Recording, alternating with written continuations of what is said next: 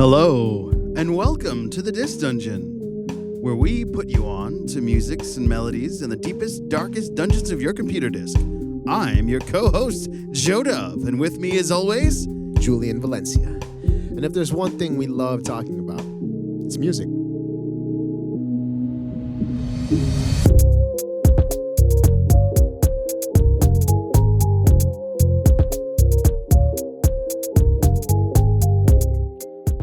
welcome back to the Disc Dungeon. I'm your co-host, Joe Dove, and with me, as always, Julian, who was on time. Oh, wow. Hey, man, you got to build Brooklyn better because it took forever to get here, and I was only 7 freaking miles. I know. Once you hit that, I mean, you just can't be traveling between 2 and 4. Man. Oh my it's God. like traveling between 2 and 4 or 2 and 5 in Brooklyn is just ridiculous. I need a spaceship. And you probably traveled like you said, a total of like a mile. Yeah, that was the longest part. So all because some guy like pulled over to the side.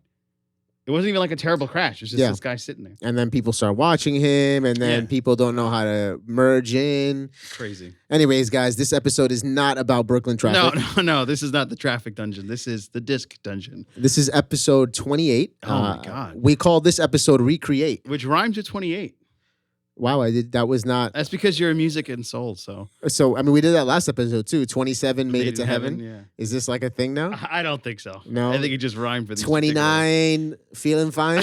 I was thinking the same thing. 2969. Oh. Hey. Oh, my God. That's why your kids can't be watching this. No. That's why we're critically acclaimed for Critically naughty. acclaimed for what? For being naughty.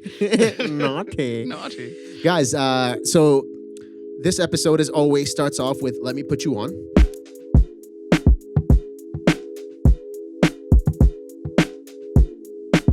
Joe, I put you on to Nostalgia Ultra by my man. This is like my sting, which is Frank Ocean. Yes. What did you think, man? I love that album. It was, and then it's interesting because it mainly was a cover album because he said it was like a one-off. It wasn't like a. Well, this is his first appearance. Like this is like the first time he dropped music. Yeah. And this is actually what put him on the map and got him signed with Def Jam Records for a little bit and then Odd Future. This is really what got him there. And that reminds me of a lot of artists that started out that way. A lot of people started out doing covers and that's what made them famous. So then once they branched off and said, okay, I'm no longer doing covers, I'm going to start doing my own music. Some people got moderate success. Some people were very successful. Dave Matthews is an example.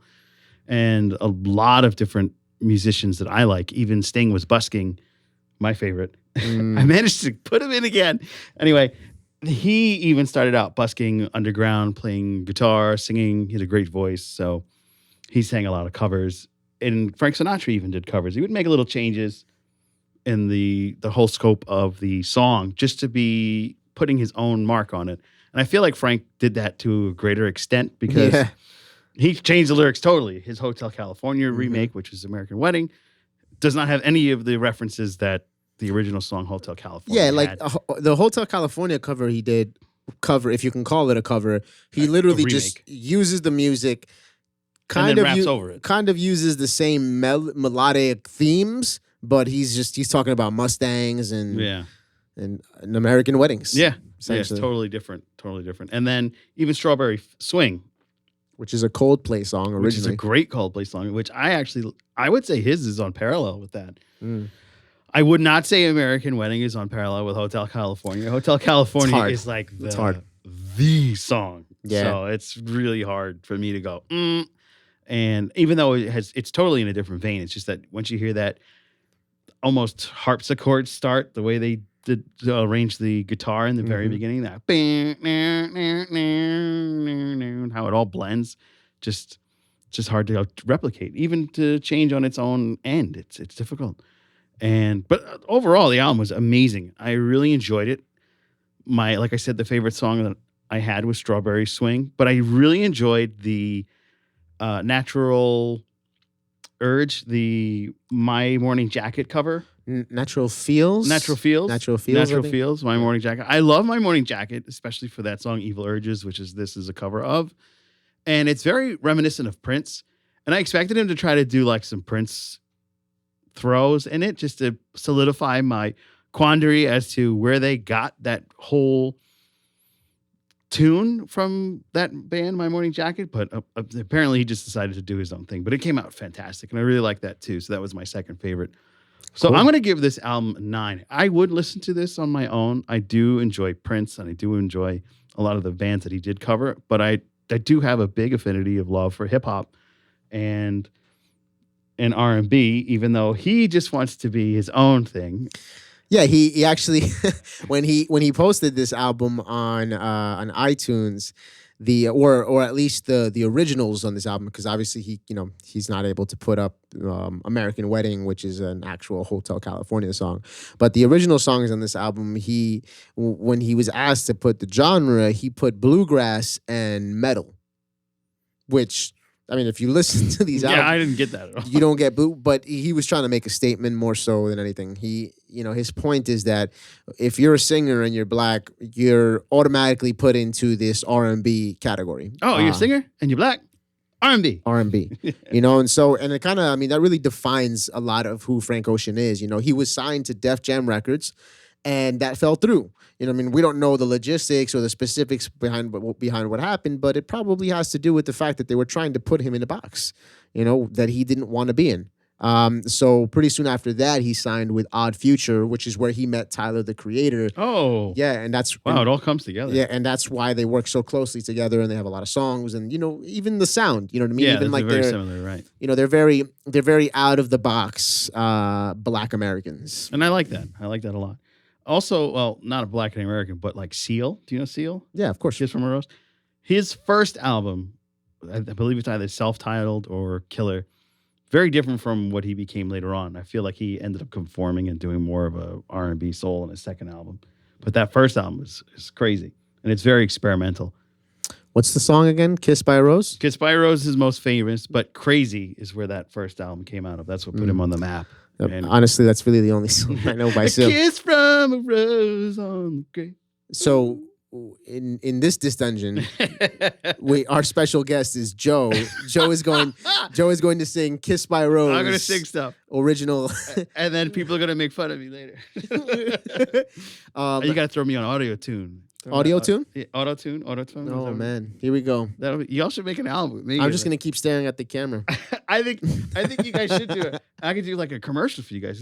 Have me normal, right? And then you say, I sound like shit. And then have me an auto tune. Wow. And have me like sound like Seal. Kiss by a rose. And then the auto tune. Kiss by a rose. That would be amazing. You guys would probably blow up. Yeah. Wow, we should definitely work with audios now. That guy sounded terrible before. What did you think of his original music on that album though? Oh, this is great. Even his original songs on that. Because I was gonna call you when I was listening to it the first time. I started listening to it. Oh, you getting sentimental?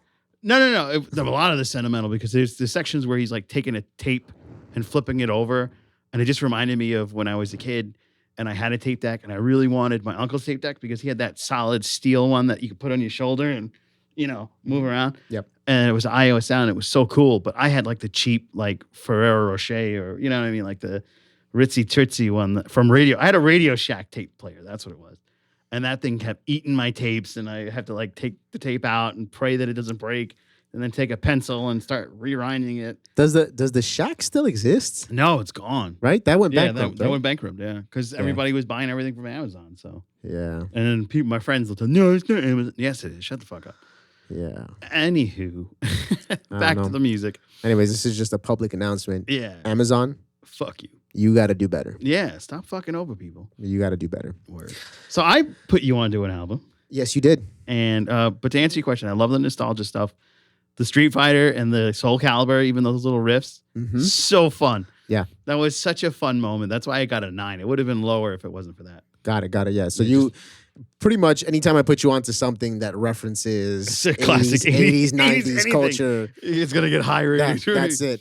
So be prepared. He's gonna like specifically find anybody that references. Oh, do you reference the 80s? All right, here you go, Joe.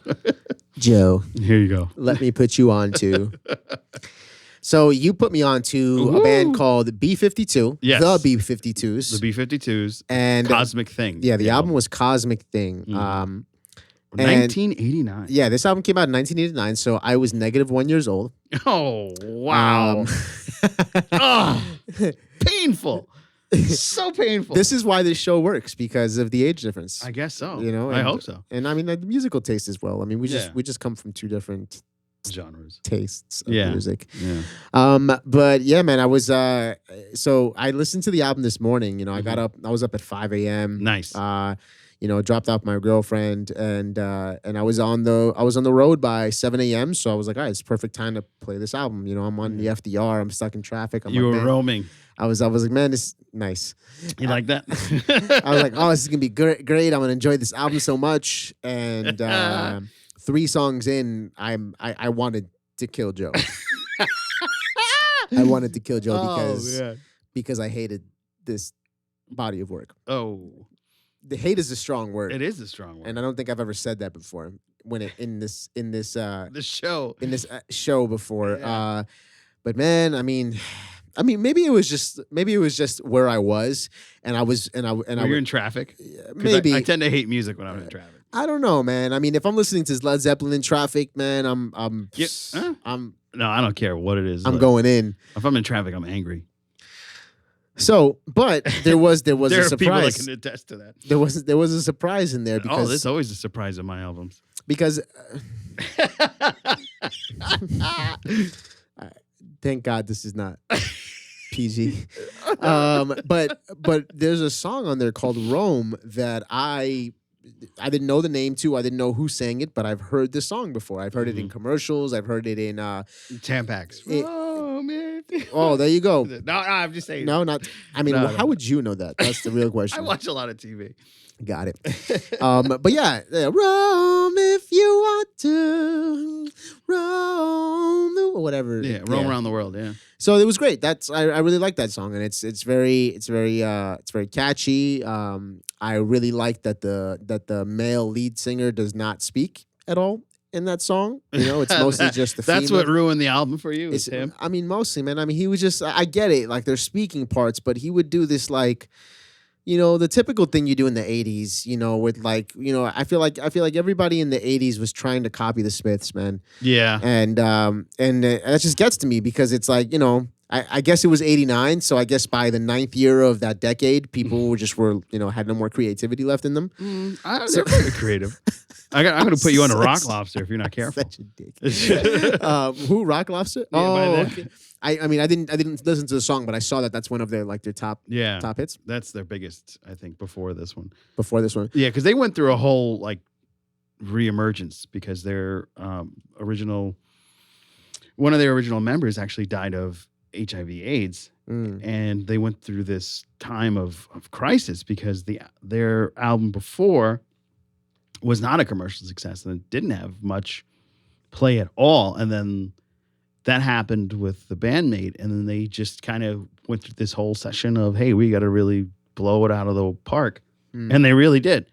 And let me tell you, I mean, I really enjoy that album. I have a lot of like fun memories, as we'll get into later on. But this was a whole reinvention of the band for them. Which was it? This one, the good? No, good way stuff? Way down. The other way. But you said it was after Cosmic Thing. It was before Cosmic Thing. So it was before Cosmic Thing that they made off the satellites. That's when they did their whole reimagining. This is the album where they reimagined themselves that I put you onto. The album before Bouncing Off the Satellites didn't have any like big hits. Got it. Okay. And it was a commercial bust. Oh, all right. Well, and then this brought them out to the apex. Got it. Well, yeah, Rome is it was if I know that song and I don't know this band and I don't know the name of the song, then yeah, that's good. Yeah. That means it was played a lot. You know, one of my favorite songs of this album is Channel Z. Because there's a guitar, there's like drum, stop. And then it picks back up again. You're like, oh, the song's over. And then all of a sudden it picks back up and it's all rocking out. Heavy bass. Loved it. He loved it. I loved it. But he put me onto it. I did. And he hated it. So I guess, guys, I would have to, if Rome was not on this album, it would be about a 4. Painful. But it's a 5 because Rome was on this album. And I like Rome. And that was obviously my favorite song. Yeah. So that doesn't mean shit. Because that's just my opinion. You could listen to this and be like, what are you talking about, Julian? Go get a license in music critiquing. because you don't know what you're talking about. Yeah. But anyways, man, I mean, yeah, I think the main thing is that we both had fun listening to this album, and you've been singing Rome ever since I got into the exactly Rome. Like, hey, Julian, if you want to, yeah. So Julian, Rome around. Okay, Julian. All right, Julian. Let's focus here. That's it. Yeah, man. So, Joe. Yes. Tell them how music has saved your life.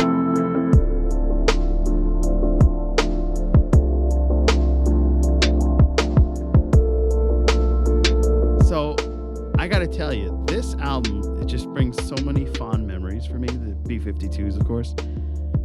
Specifically, when I was a child, my mother would get, and the album I'm going to put you onto after this is connected to this B52's album, but when I was a kid, I used to drag going to school. I hated it.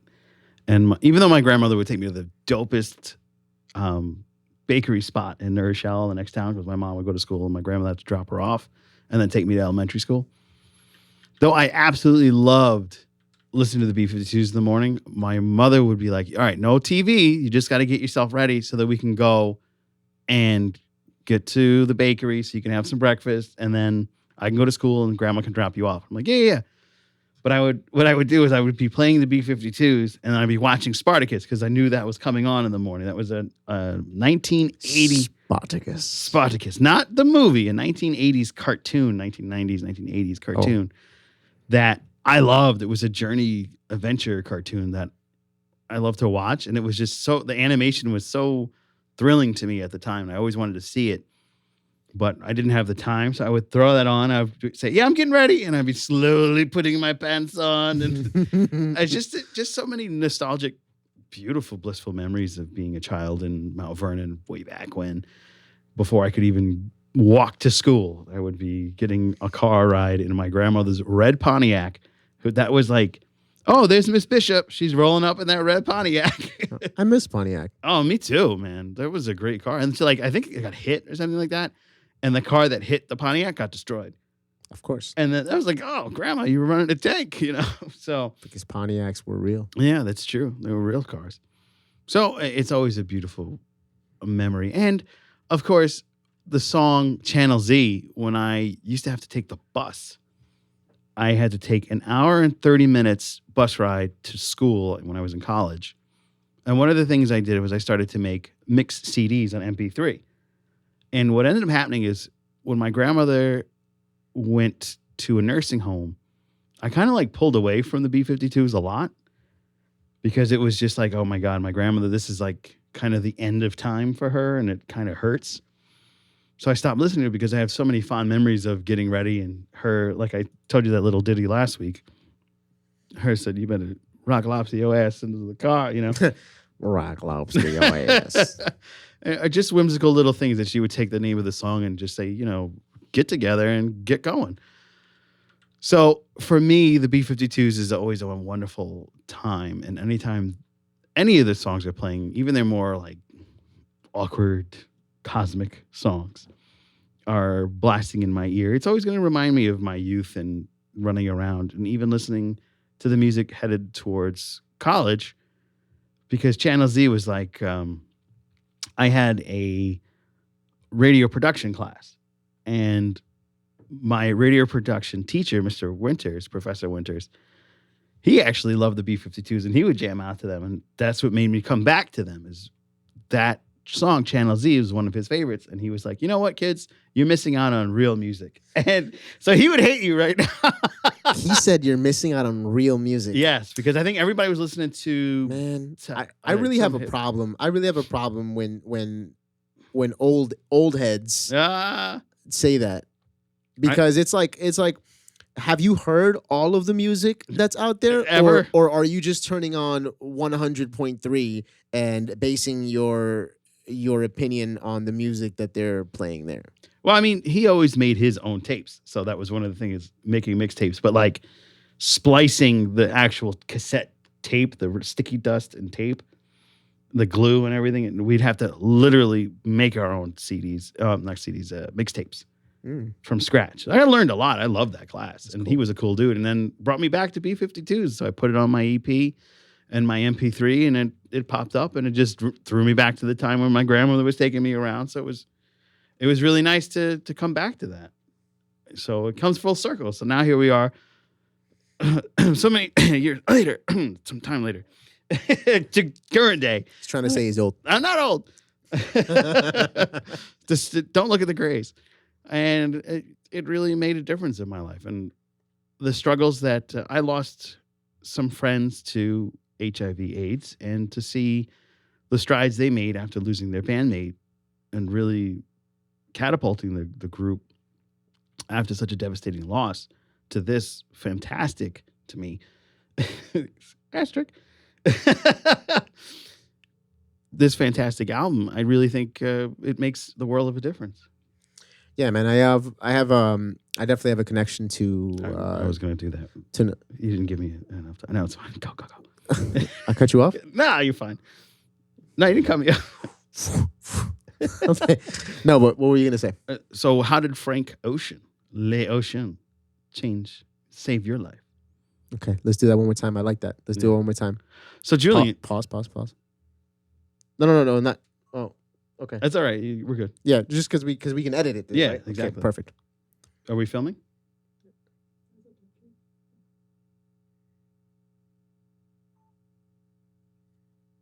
Good. So, Julian, tell me, how did Mr. Frank Ocean save your life?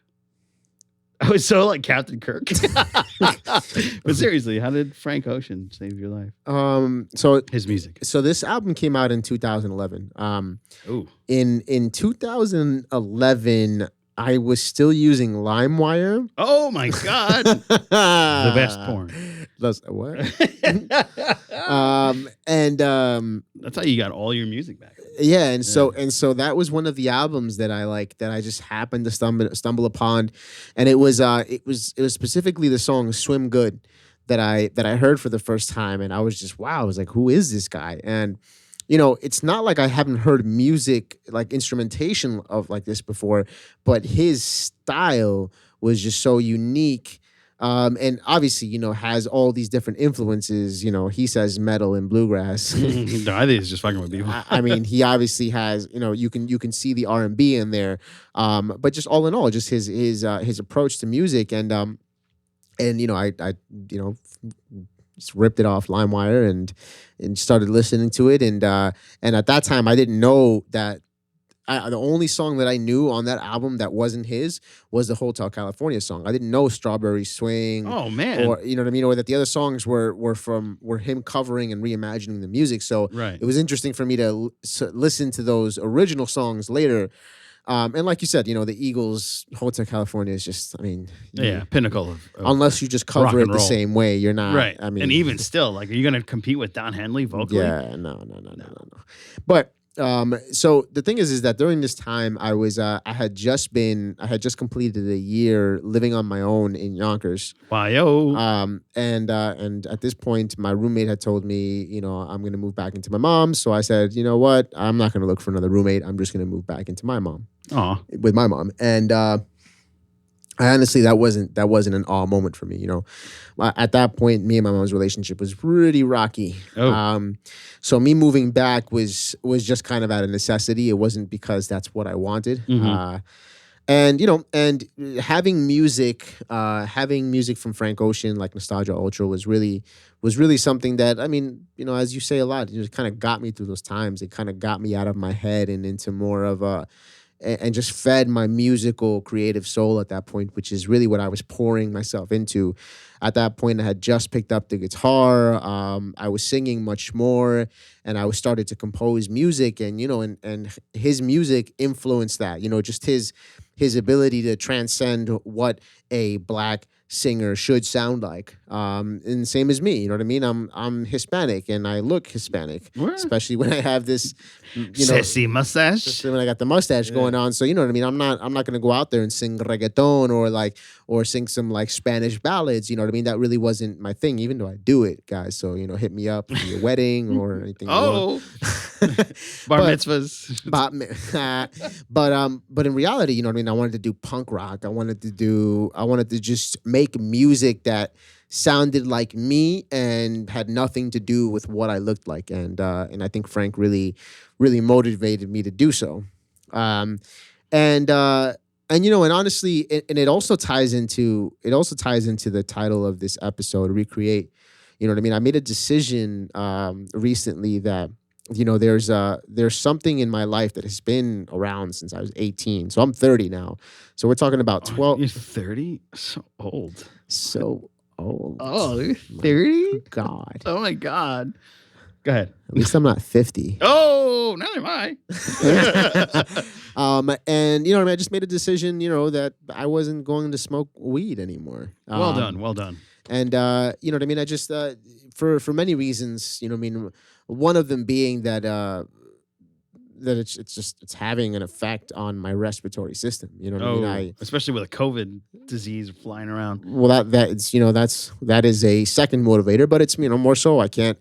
I feel myself losing breath more easily. I feel myself, you know what I mean, having a hard time breathing sometimes. And actually, the the most ironic part is that I when I was young, I suffered from asthma. You know what I mean?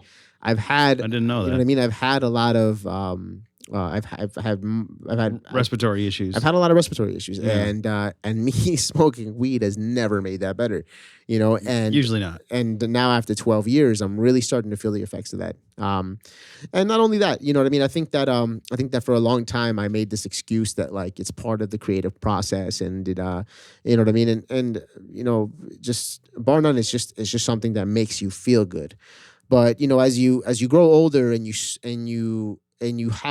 start to have a hard time dealing with emotional issues because you're not dealing with them, you're just kind of running away from them, and you know what I mean. Your body stops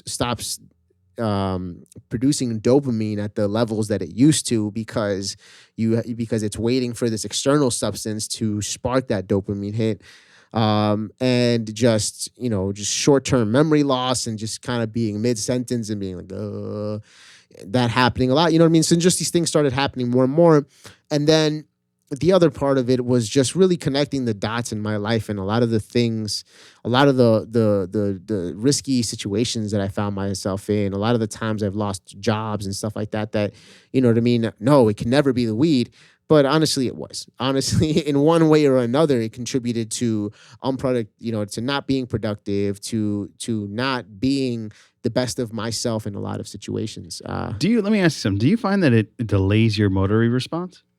A little bit, yeah. And it also makes me like, if I was high right now, I probably would think that like 2 hours have gone by.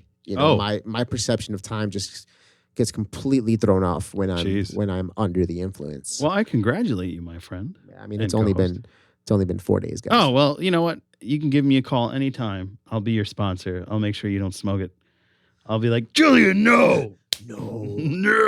No, but for real, guys. I mean, this is and it's also a choice because I have two younger siblings who look up to me, and quite honestly, I haven't been the best role model. And it's okay. It's in the past, and it's something that I have to let go of. And I think that's part of the process. Part of me stopping smoking is kind of forgiving myself for what has happened, and honestly, what at one point was a survival mechanism. You know what I mean? Where it just abused it, and now I'm here. Awesome, man. I'm proud of you, and I know you're gonna do it. You're gonna move on, and your music's gonna get better because the dopamine will come from that rather than the illegal substance. Oh man, that was such a dad thing to say. I mean, hopefully. I mean, I want to see some little Joes. Yeah, one day. Some little Joes and some little Amy's running around. No, maybe. Oh my God. Okay. That was the wrong time. That was not the right time. Segue. But honestly, this whole theme of recreate also bleeds into our next section, behind the beat.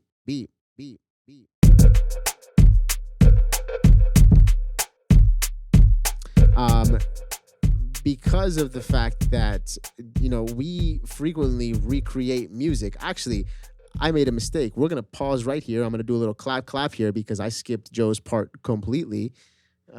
Didn't I? No. No? Okay, because I saw a whole bunch of writing and I No, that was for the other skipped thing. you. We're going to hold on to this for next All right, week. so. But honestly, this whole theme of recreate, it really bleeds into a lot of the topics that we're talking about today, even in our next section, which is behind the beat. We recreate music when it comes to the artists we work with. And I'm not just talking about covers. You know what I mean? We've done that before. We've had artists come in and they want to do a cover of a song and we help them reimagine it.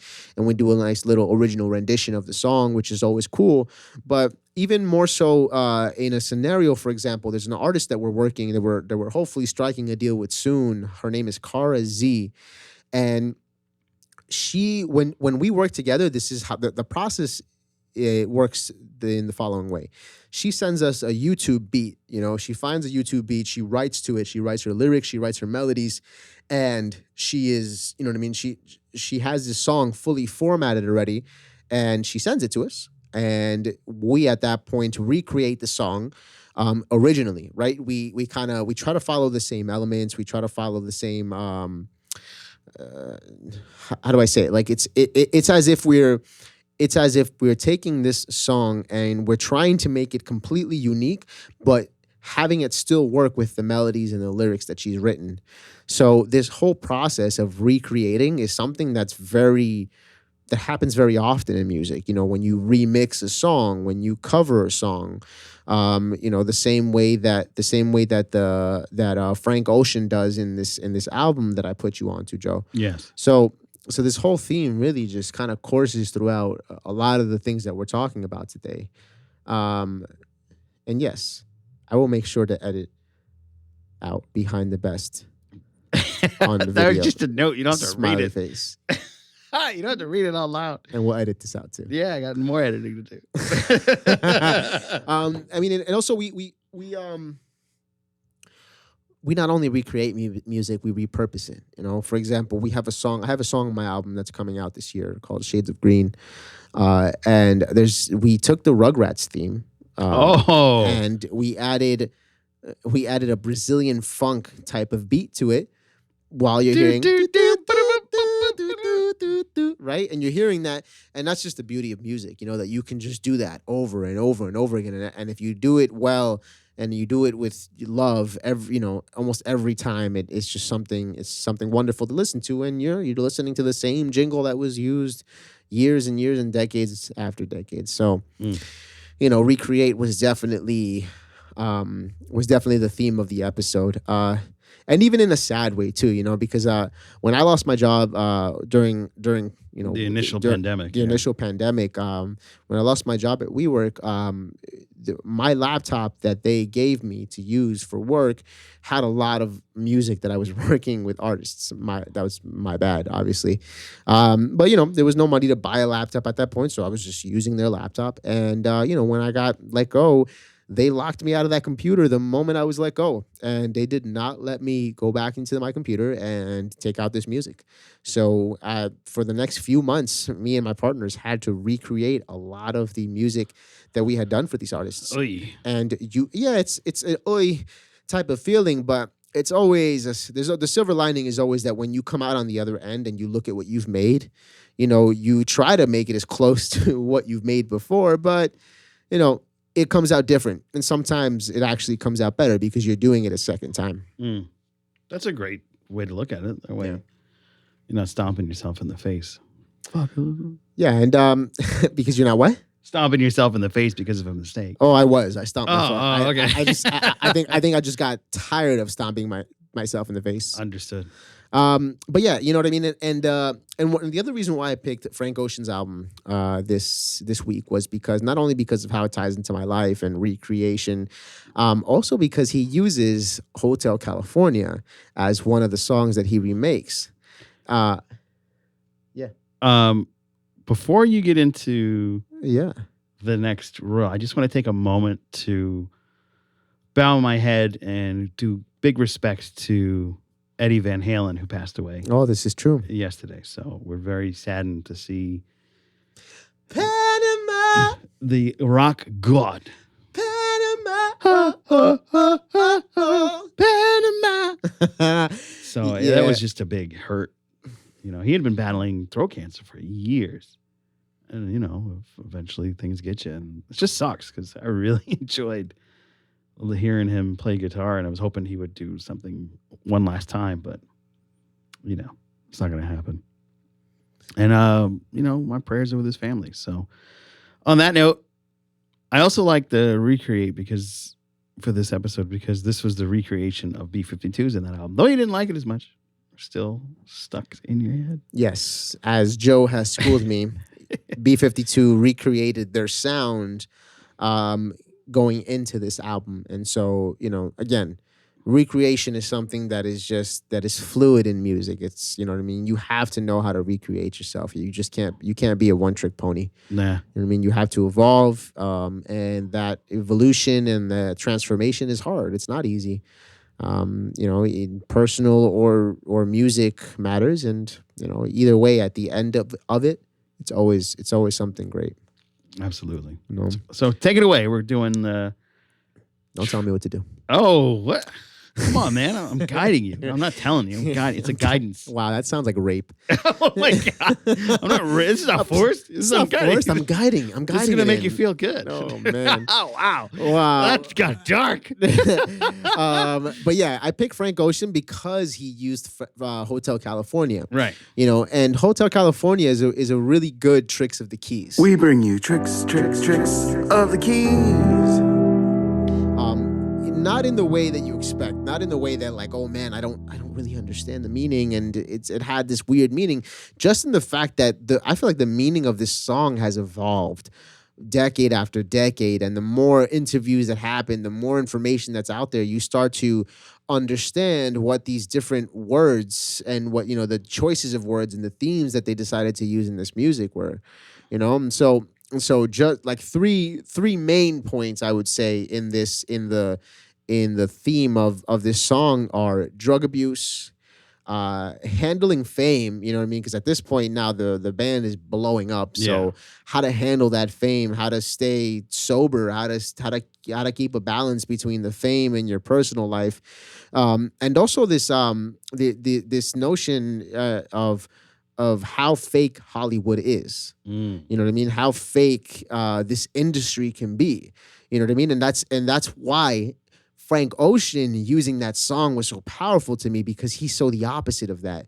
You know what I mean? He has done nothing in his career but be true to himself, even to the point where his fans were begging him after Channel Orange, begging him to make an album. And he purposefully delayed the album because he was like, I'm not going to pressure myself to put out a body of work that's special to me just because people need to hear the next Frank Ocean, right? And then you know what he ended up doing?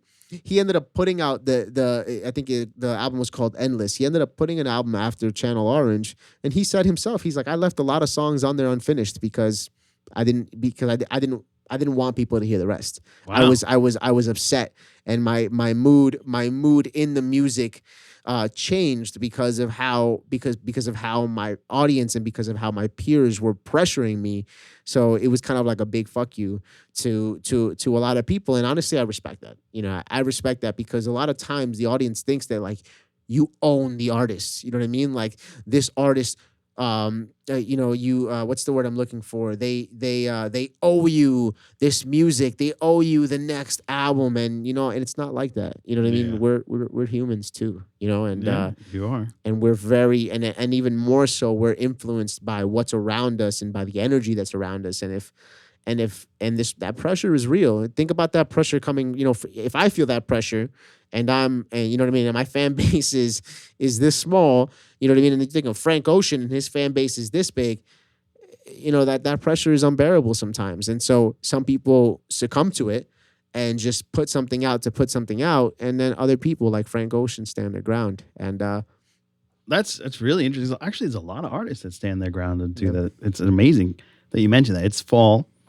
It's my favorite time of year. My eyes are not doing so well because the fall seeds go, ha ha, and they like dive bomb in, and I'm like, eh. But one of the things that I love to do around the fall season is listen to Enigma. And Enigma is like that. They put out albums once every 4 or 10 years because they don't succumb to the pressure, and they're really putting a lot of effort into their work, and they want to put out a good product. They like Steve Jobs just said, I don't ship junk. Exactly. And it's such a beautiful bow. Well, Julian, this was an amazing Disc Dungeon. Yeah, we got my therapeutic musical session with my man Julian Valencia. Exactly, every week singer-songwriter. or every other week sometimes. You know what I mean?